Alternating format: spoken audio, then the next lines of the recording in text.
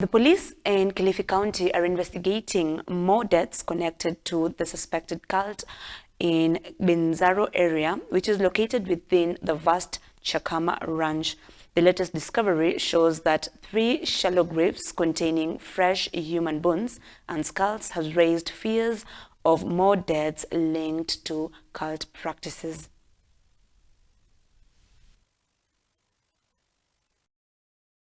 We've seen bones, we've seen ribs, we've seen head shells that were recovered there. And I think the police have confirmed this. But this is a shame.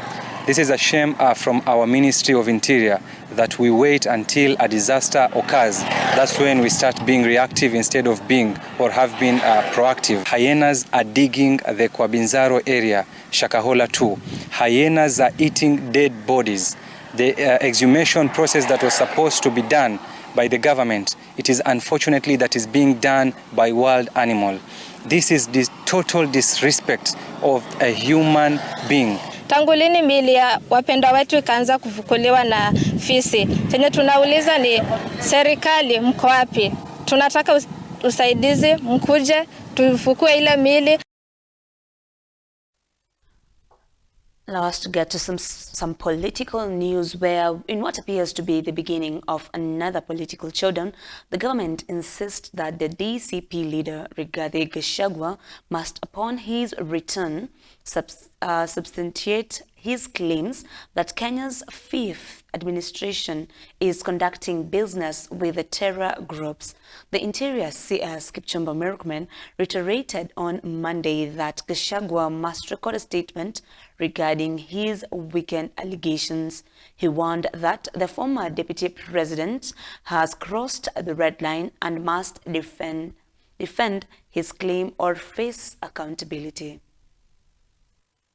If the former deputy president is not going to record a statement about what he said about Al-Shabaab and the country, then the right thing for him is we check him in a mental institution for mental assessment. I would have expected a certain level of responsibility on the part of the former deputy president, notwithstanding his status as an impeached former deputy president. He will realize that there are certain boundaries that you cannot do politics with. The people who have initiated investigations is the American Senate. So if there is need for us to help in investigations, we'll help the American Senate, not the Kenya government. It is laughable that a citizen of the Republic of Kenya who is seeking high office is telling the citizens of this country would rather appear before a Senate of another country than his own country. We are not stupid people. You can see through his hypocrisy. On politics, and the DCP party leader Rigathi Gachagua has hit out that ODM chief Raila Odinga, he's claiming that he has been misleading his supporters and using them as a bargaining chip to get into governments as he opposed.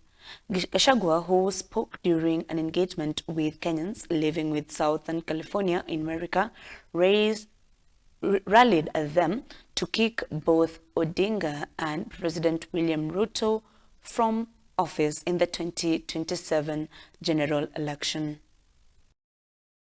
Every election cycle, he has been mobilizing my cousins. The minute he gets there, he doesn't intend to be president. He has no such intention. He's not interested. He likes power, but with no responsibility. He doesn't want to take responsibility. So he creates problems. He is invited into government and starts eating. And that is why, like now, he is quiet. Because he's a very good observer of good manners. When you're on the table eating, you don't talk. So these cousins now have found their way as a family. And now all the cousins are talking the same language. So I saw Tinga the other day crying about cousins. He was crying in a funeral. Instead of mourning the late Phoebe Asio, he was mourning the loss of cousins from his grip. update, the National Police Service Commission, that is the NPSC, will adopt technology in the upcoming police recruitment process to curb corruption and enhance transparency. While they were collecting the views during a public participation forum at the Kenyatta International Convention Center, that is at the KICC, the Commission assured Kenyans that they're going to have a fair, credible exercise aimed at recruiting 10,000 police constables. Sababu hata kama ni online, wewe utaenda kwa cyber, ukiapply hiyo kitu itaenda kwa mkono ya mkubwa huko. Mkubwa wa mtoto yake akiapply atapata link. Ama hata hawa askari unaona, askari mdogo akiapply hapati link mtoto yake. Askari mkubwa akiapply atapata link. Kwa hivyo nikiongea kwa niaba ya wananchi wengi, wananchi wamekataa mambo ya online. If you change directly, if you take the direct change over to the system recruitment, that will be a monster that you're creating. And I pray that it does not bite you, the Commission. So, if you must insist on taking the system shortlisting, kindly, let there be a manual or parallel manual way for people to apply. Please, because this is something I'm predicting, we'll get a blow like the one Commission got below the belt on 30th October, first floor, Biliman Law Court, room number 3. Now you are recruiting a fresh graduate from university who has just completed a degree in animal husbandry. This is the only place where I've heard there is no experience required. And when you are recruiting graduates, you recruit about 800. In the service, we have more than 2,000 graduates. What about them? Is that not violation? Is that not segregation? What do we call it? An iron sharpen an iron. You cannot have somebody who has not done a paramilitary war going and recruiting somebody who will be doing a paramilitary. Regarding affirmative action, that is included in the system. And it's part of the data-driven decision-making I am talking about. If we receive applications from a certain area and most of them don't meet the minimum threshold, that is a D+, we go lower. They've assured us that if one has failed the medical test at the training ground, the replacement will be done in the same constituency.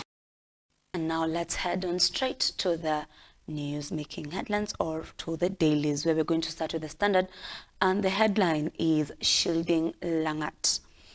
They're writing that 20 Kenyans have moved to court accusing President William Ruto's top security chiefs and the Attorney General of shielding the Deputy Inspector General Eliud Langat from murder charges over the death of the whistleblower Albert Ojwang, alleging that high-level cover-ups, fabricated suicide theory, and justice system stuck in favor of them in power.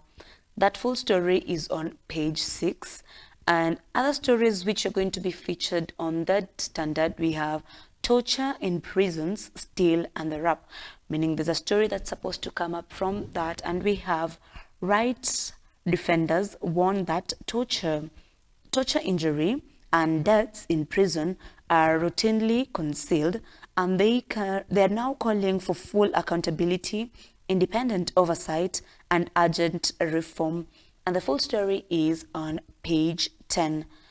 On other concerning news is that there is pregnancy test in schools which has triggered outrage. Legal experts and parents associations have condemned schools They have condemned schools and accused them for forcing pregnancy tests on girls, calling for that practice as unlawful and degrading and violation of privacy.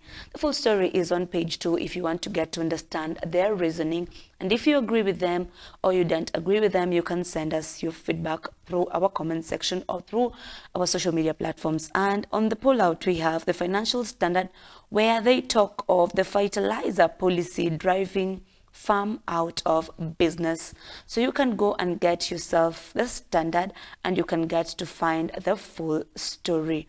Allow us to head on straight to the Daily Nation, where the headline is Storm Over Hiring of 10,000 Police Officers, where a power struggle between the police boss, Douglas Kanja, and the National Police Service Commission could derail an upcoming recruitment drive, with the commission now split into two functions, writing to the IG to reclaim human resource function, including hiring, promoting, and transfers. And other news which are also featured on, the full story of this storm is on page 4 and page 5. But other news featured on the Daily Nation, we have more millions and houses offer for Harambee Stars. The president has raised cash rewards for each player to 2.5 million should the national football team win Sunday's match against Zambia. There's a sweeter deal that awaits should the team qualify for the knockout stage. The full story is on the back page. And also, 8 billion shilling claim for civil servants, Twitter probed. The Insurance Senator petition House to investigate unpaid health insurances and claims for families of public servants who died or were injured while on duty. Other news, we have the court bars import of duty-free white rice, where the government plans to import 500,000 tons of white rice and has been suspected by the High Court following a petition by the farmer party, which claimed that the move will hurt the local farmer. You can see the full story on page 4. Other news is a cancer patient who ran out of life-saving drugs, where desperation will hit Gachagua, who took his final dose of the life-saving cancer medication yesterday. The 70-year-old retired anesthetic now faces the uncertain future without a comprehensive deal with a social health insurance. The full story is on page 3. Please grab yourself a copy and you'll be up to date to know what is making headlines and the dailies.